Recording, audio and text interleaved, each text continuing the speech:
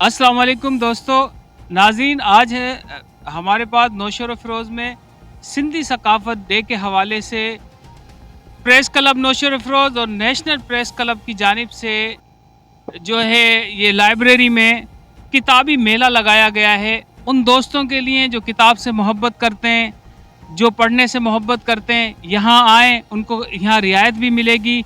आए चलें थोड़ा सा देखते हैं किताबी मेला जो संसार पब्लिकेशन की जानिब से लगाया गया है, इसमें क्या क्या किताबें रखी गई हैं। डॉक्टर साहब, ही जेको तव्हां किताब मेले में आया आहियो, इन में छा तव्हां किताब ख़रीद कंदव या?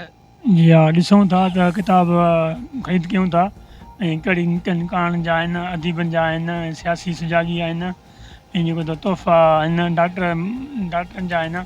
हीअ जेको सो असांजे कल्चर में जेको आहे तइलीम लाज़मी आहे ऐं जेको आहे सो असांजे प्रोफेशनल बि आहे ऐं असांखे जेको आहे सो किताबनि लाइ जेको आहे सो ॾिठो वञे किताबनि खे ऐं किताबनि खे सम्झो वञे किताबनि में छा आहे। इल्मु जेको आहे सो इंसान जे लाइ ताक़त वारी शइ आहे ऐं किताब कुझु माण्हू ख़रीद करे ॾिसे। ऐं 4 ॾींहंनि जो ही प्रोग्राम आहे, जेको बि दोस्त अचणु चाहे त हिन प्रोग्राम में अचे ऐं पंहिंजे मेले जो ॾिसे, किताब ॾिसे, किताबनि जो महावत ॾिसे, उन में छा आहे छा न आहे ऐं पंहिंजे पसंदि जो किताब ख़रीद करे। के बारे में तव्हां आवाम जे लाइ छा था मैसेज ॾियो त आवाम अचे किताब ख़रीद करे? असां चवंदा संसार पब्लिकेशन 3 सालनि खां वठी मेलो लॻाए पई ऐं उन मेले में पाण तव्हां ऐं असां ॾिसो पिया त बहितरीनु किताब पिया आहिनि ऐं असांखे ख़ुशी इहा आहे त अलहाज गुलाम मुर्तबा लाइब्रेरी में गुलाम मुर्तबा ख़ान जतोई लाइब्रेरी में पाण हर साल मेलो लॻाईंदा आहियूं ऐं उन मेले में किताब ख़रीद थींदा आहिनि। उन सां गॾोगॾु शागिर्दनि खे किताब पाण मिलंदा आहिनि। इहे रुॻो किताब असांजो किताब माना मिल्कियत आहे, नौजवाननि खे संवारे थो, उन्हनि जो मुस्तक़बिल संवारे थो। उन जे लाइ लाइब्रेरी खे बि किताब डोनेशन करण जे लाइ असां हर साल जेको आहे सो इहो मेलो लॻाईंदा आहियूं। गुज़िरियल साल तक़रीबन असां 200 खां 250 किताब जेको आहे लाइब्रेरी खे डोनेट कराया हुआ ऐं इनशाला असांखे उमेदु आहे ऐं मुख़िर हज़रात खे बि चऊं था, शहरी दोस्तनि खे बि चऊं था, जेके माण्हू पढ़ी लिखी आया आहिनि उहे किताब जे ज़रिए सुञाणप आहे उन्हनि जी, ऐं किताब वॾी हिकिड़ी कम जी शइ आहे।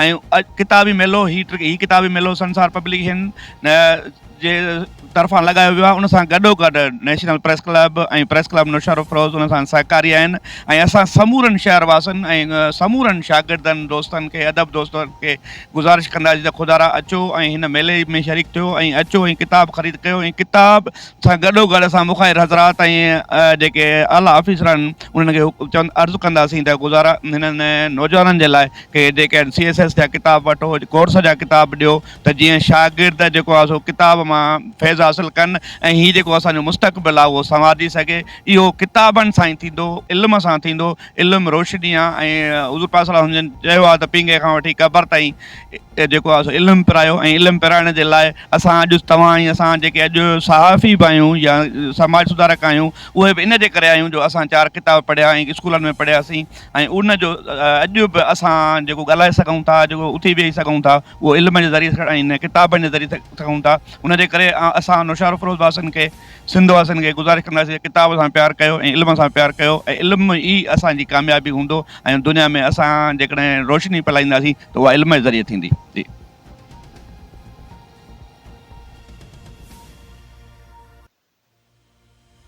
नौशर फ़रोज़ जे साफ़िन जे ताउन सां हर साल हिते गुलाम मुर्तबा ख़ान जतोई लाइब्रेरी में ये मेलो लॻंदो आहे ऐं हिते छा नालो बोर्ड लॻो पियो आहे press club नौशर Feroze national press club. हिननि जो चवणो संसार पब्लिकेशन वारनि जो त सिंध जो ही वाहिद शहर आहे जंहिंमें 2 प्रेस क्लब ऐं जो हिकिड़े बोर्ड ते नालो आहे।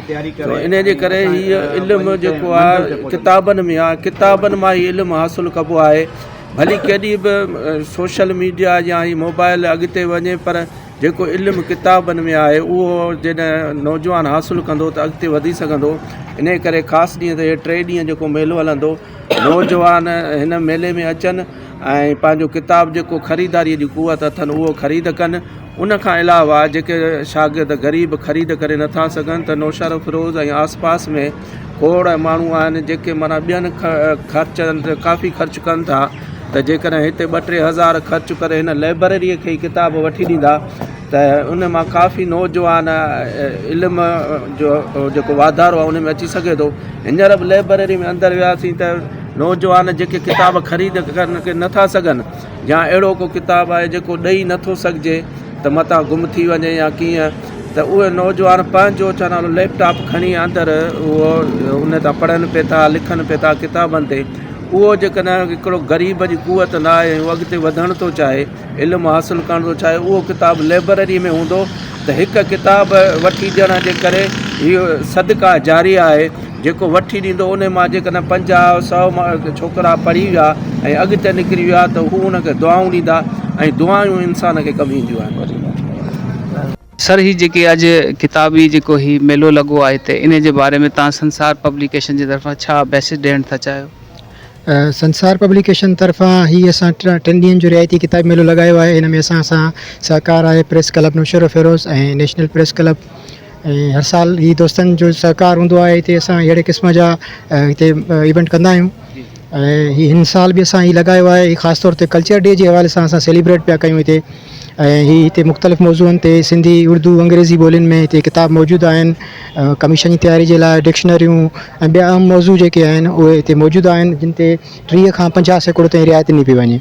त असां नौजवाननि खे इहो चवंदासीं त अहिड़े क़िस्म जे मौक़नि मां फ़ाइदो वठनि ऐं वधि खां वधि हिते जेका कलेक्शन आहे सुठी हुन मां फ़ाइदो वठनि, उनखे अची रिआयती अघ ते जेको आहे हितां ख़रीद कनि ऐं ही अहिड़े क़िस्म जा जेको आहे पैगाम ॿियनि दोस्तनि ताईं बि पहुचाइनि त जीअं वधि खां वधि जो दोस्त अची जेको आहे हितां नौशहर फ़िरोज़ ऐं भरपासे जे इलाइक़े जा जेके दोस्त आहिनि, अहिल इल्मु अदब दोस्त, उहे अचनि ऐं हिन मौक़े मां फ़ाइदो वठनि।